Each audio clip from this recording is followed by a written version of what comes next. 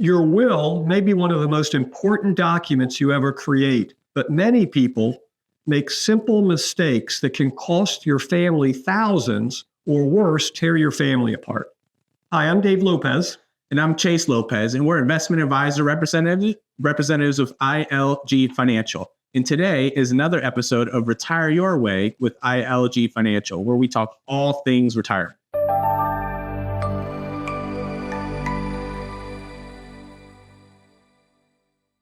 So, Dave, before we get started, just want to remind everyone, go ahead and hit that like and subscribe button down below so that you can be alerted for any future videos that we put out. So let's jump right into it. Yeah, would it surprise you to know that 2 out of 3 adults don't even have a will? No, that's incredible. Not even on the list, right? So if there's first thing I would say is make sure you have a will, because if you want stuff to go to certain parts of the family, it's not necessarily going to go that way if there's no will. So what we're going to do is we'll go over a few different kind of mistakes that a lot of people make while they kind of start to construct the will or however you're doing kind of your estate plan. Yeah, these are common things we've seen before and that other advisors have walked us through that they've seen before. So let's get right to it. The first one, you don't mind if I start? Yeah, go ahead. Assigning, I don't like this one, assigning a co-executor. So for those of you who don't know, the executor is the person listed on the will who's responsible literally for executing your will. So that just means whatever your desires are that are listed in the will, your intents, they have to execute that. So it's the paperwork. There has to be a person that does I like to call it the administrator of the will. They have to do the administrative paperwork to make all of this happen. It's not a fun job. I've never met anyone that says they enjoy doing it. So you're not doing anyone in the family a favor by doing it. Right. What I don't recommend is assigning what we call co-executors, where you might have your son and your daughter co-executors. Now they've got to get together. They've got to agree on everything. They won't necessarily agree on how everything's done. They may have to both sign for every document that has to be done. It's unnecessary, and you're creating strife between your family members. Pick one executor. Ideally, pick someone who is good with paperwork and has the time to do it, because it is a time-consuming process. And then you can name other family members or other people as contingent executors. So that means if your first choice has passed away or is unable to do the job, it would fall to the second. So that's number one. Number two, and it kind of ties into that one a little bit, Dave. When you're picking your executor, one thing you may want to consider is someone who's local, right? Because number two, what we're going to talk about is a common misconception is that a will means you don't have to go to probate. And that is not the case, right? If you have a will, you still have to have that, your executor still has to take that will to the probate court, and the judge there will still have to sign off, kind of give the stamp of approval on that will to move forward with the process of kind of dispersing whatever needs to be dispersed. So a will does not go around probate. You still will have to go through the probate process, even if you have a will. Yeah, I'll make a note in there. There are ways to get much of your estate out of probate. Yes. But to do that, you're literally getting it out of the will. Right. And that's get with your financial professional and for some help, or your estate attorney with help on that. Things like listing someone as a beneficiary on an account. That account now avoids probate and it avoids the will. Okay, so those are things to do. And number three?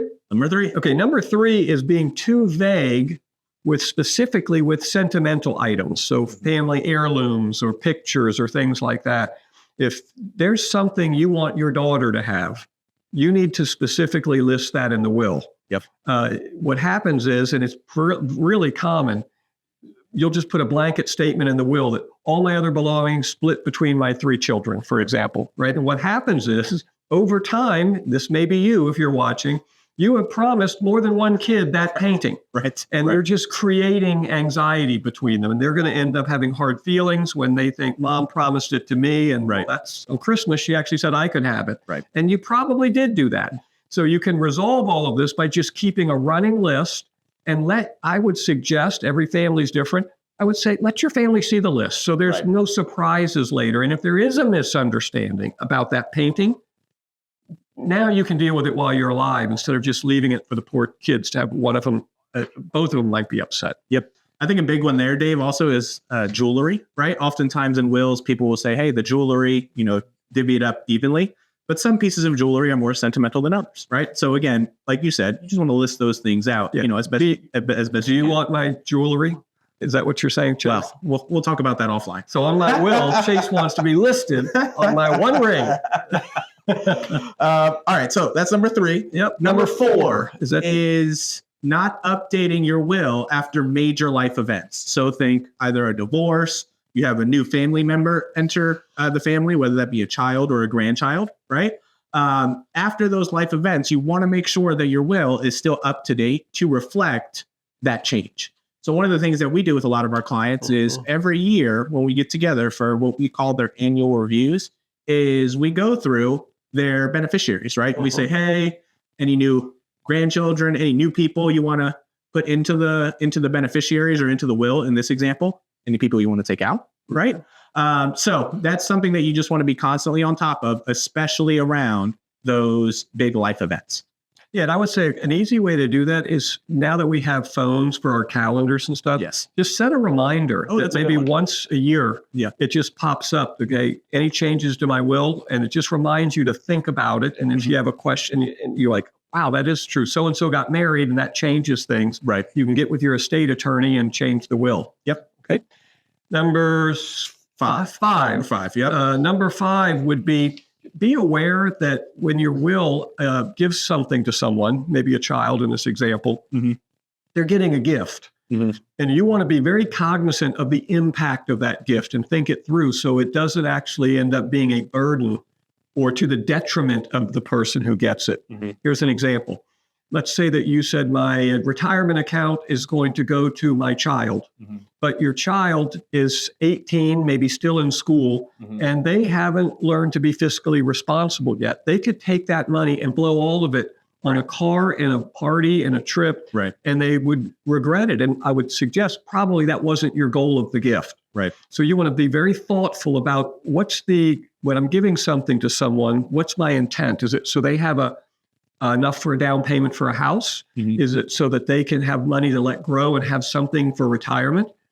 When you give it in a will, you really don't have any control over that. So if you want control, that's when you would look for a trust, a revocable trust that you could have. With a revocable trust, you can control your assets beyond the grave after you go. That's where you could say, my 18-year-old son gets this amount, but it will grow in the trust until they're 30 years old, for example, or they can only take money out for this, this, or this. So if you're not comfortable giving someone a lump sum or a home, right, and you don't think that they're responsible enough or able to take care of it, talk to your estate attorney about including a trust to get more control. Yep, love it. All right, so that was number 5. Number 6, this is kind of a funny one, which a lot of people forget this one, but not telling anyone where your will is, like physically where it is, right? Whether that be in the bottom file cabinet at the house, whether that be in the fire safe, whether that be under the bed, right?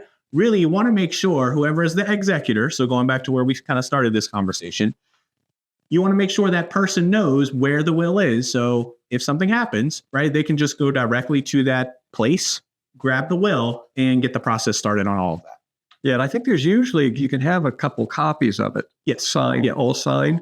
And so it's not a bad idea to have, if you do use an attorney to do your will, have them keep a copy. Yes. And then just let your kids know or your family know where your will is, but also let them know who the estate attorney is. So if for some reason they can't find your will, right, they can call back the estate attorney. They've got it filed in a secure location. Yep. Okay, that was 6. That was 6, yep. Last one, number 7 is not working with an estate attorney. Right. Okay, and not everybody necessarily needs that, but I will tell you, we are not attorneys. Yes. I used one for my will. I strongly recommend it.